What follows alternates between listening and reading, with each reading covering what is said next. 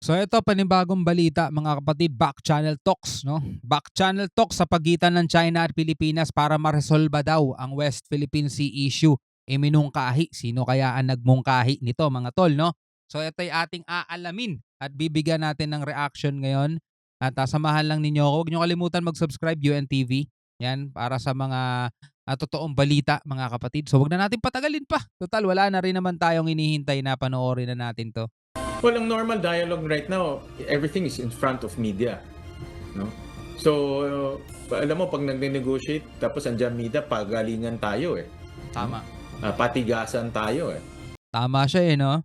Ang tapang natin pag nagsasalita tayo sa harap ng media no? Pero pag andyan na yung China, wala naman eh. Diba? Hindi naman tayo nakakapalag din eh. No, but if you do back channeling without external pressure, then we can be more frank and more open, and also more personal on that note, no? And I believe we can resolve many things by just talking quietly. Imbes na sagot. Pero sa part na yun mga tol, hindi na rin ako masyadong titiwala pa no o aasa pa. Yung mga back channel talks na yan mga kapatid, tapos hindi natin alam bilang isang Pilipino, 'di ba? Etong mga ano na 'to, hindi natin alam kung ano yung kaya nilang itaya eh. Kasi tulad eto, hindi naman sa pang-aano mga tol, hindi naman sa panghuhusga. Yung mga mayayamang tao sa ating bansa, once na nagkaroon ng gulo, madali lang sumibat yang mga yan. Pupunta lang din ng ibang bansa yan at may mga ari-arian sila doon at mayayaman yang mga yan. Sinong maiiwan dito? Tayo. Tayo mga hampas lupa. 'Di ba? So maganda pa rin mga tol na nalalaman ng media kung ano ang pinag-uusapan at naire-report sa bawat Pilipino kung ano yung mga napagkakasunduan, 'di ba? Sa harap nga ng media 'di ba? Sa harap na nga ng media hindi pa maayos kausap ang China eh. Lalo pa kaya kung back channel talk lang. Anong assurance natin na yung pakikipag-usap ng closed door, prangkahan, hindi magdudulot ng mas lalong problema mga tol. Siyempre pag walang nakatutok na media, pag walang nakatutok o prangkahan lang sila doon, ano bang problema mo, 'di ba? Amin tong West Philippine Sea, 'di ba? Sabi ng 2016 Arbitral Ruling Award na balewala ang claim nyo. For example lang to mga tol, balewala ang claim nyo. Ano sasagot ng China? I-expect ba natin na sasabihin ng China, ganon? O sige, irerespeto na namin yung 2016 Arbitral Ruling Award para wala na tayong problema. Aalis na kami dyan. Hindi. Malamang igigiit din nila mga tol yung kanilang hindi. Meron kaming historical rights dito. Yung arbitral ruling award na yan, illegal yan. Hindi namin kikilalanin yan kahit kailan. O paano kung ganun, dalawa ang usapan nila. Kahit back channeling pa yan, walang kwenta rin yun mga tol. Igigiit natin yung 2016 arbitral, igigiit ng China yung historical rights nila.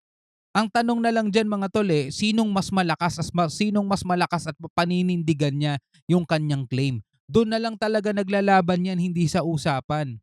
Claim namin to, paninindigan namin to, malakas kami. Ganun lang ang dating sa China eh.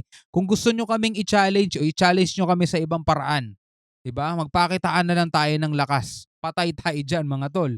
Yari tayo diyan. Tuloy natin. Back channel talks ang nakikitang solusyon ni Senator Sherwin Gatchalian sa pagitan ng Pilipinas at China para maresolba ang issue sa West Philippine Sea. O sige kayo, bilang mga Pilipino mga tol, sa tingin nyo ba yung back channeling na yan, back channel talks na yan, pakikipag-usap sa China, may magbabago? Igigiit pa rin nila yung sinabi nila na hindi nila kikilalanin yung 2016 Arbitral Ruling Award natin.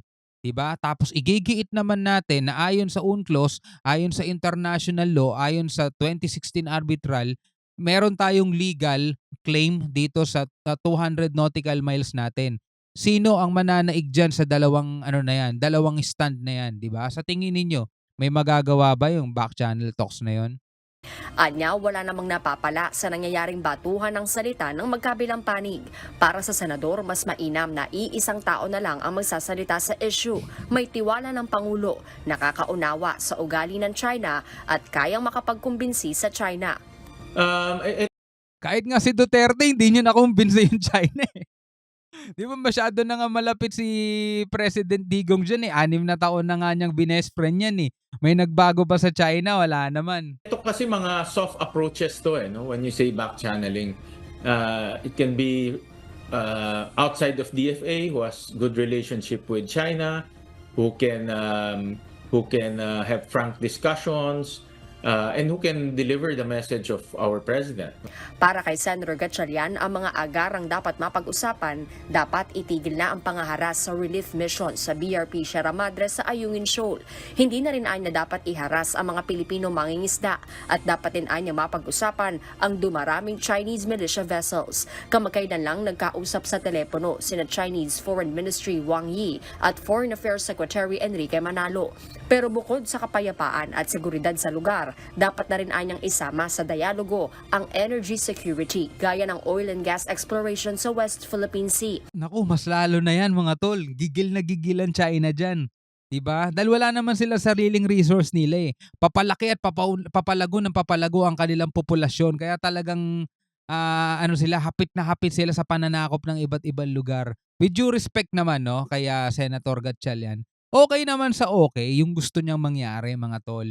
Pero dahil sa mga nakikita nating ginagawa ng China, sa tingin niyo pa ba? Bibigyan pa ba ng pagkakataon? Sige, gawin nila kung anong gusto nilang gawin, 'di ba? Bigyan natin silang ano, tawag dito, pagkakataon, 'di ba? Pagkakataon. Gawin nila 'yan, tuparin nila 'yung minumungkahi nila, hindi naman natin papigilan 'yun. Sino ba naman tayo para pumigil, 'di ba? Pero after nun at wala pa ring nangyari o anong next move na gagawin ng Pilipinas? Sa gitna ito ng paubos ng produksyon ng gas sa Malampaya. Pero hindi sang-ayon ang mababatas sa suhestyong magpadala ng barko sa Reed Bank o Recto Bank na pasok sa exclusive economic zone ng Pilipinas. Pag nagpadala tayo ng gray ships, there's a big chance na magkakagera. Naku. No? Because gray ships is Navy na ito. If you notice, if we are only sending our civilian ships through the Philippine Coast Guard because our country, we don't want to escalate the situation. 'Di ba? 'Yun ang mindset natin mga tol, eh. 'Yun ang mindset natin. Magkakagera kapag nagpadala ka ng gray ship mo na magbabantay sa iyong soberanya, naghahamon tayo ng gera nun. 'Yun ang mindset natin. Harleen Delgado, UNTV. Okay mga tol. Ikaw bilang isang Pilipino, ano masasabi mo diyan? Diyan sa back channel talks na sinasabi ni Senator Gatchalian.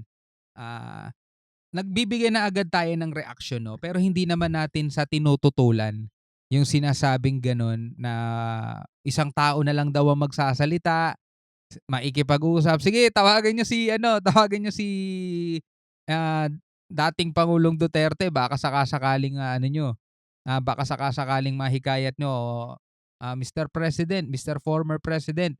Total kayo naman ay malapit sa China, baka gusto niyong kayo na lang ay maging ano natin, representative, 'no, para isang tao na lang ang magsasalita mga tol.